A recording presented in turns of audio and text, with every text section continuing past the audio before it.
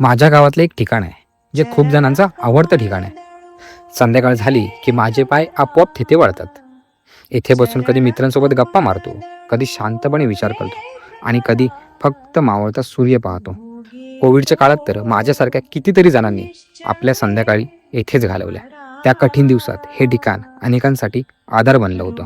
मी आजारी पडलो आणि माझी मुंबई सुटली. तेव्हापासून इथे येऊन बसणं, ही संध्याकाळ अनुभवणं माझ्या आयुष्याचा एक भागच बनून गेले. आज आयुष्य खूप पुढे गेले. बऱ्याच गोष्टी बदलल्या आहेत. माणसं बदलली, वेळ बदलला, परिस्थिती बदलली. पण एक गोष्ट अजूनही तशीच आहे. ही गावची शांत संध्याकाळ आणि ही दररोज जाणारी गाडी. काही आठवणी कधीच बदलत नाहीत. त्या कायम मनात घर करून राहतात. तुम्ही तुमच्या गावची संध्याकाळ कुठे घालवता? कमेंट करून नक्की सांगा. भ्रमरा ऋणू झुणू रे भ्रमरा, सांडे तो अवगुणू रे भ्रमरा.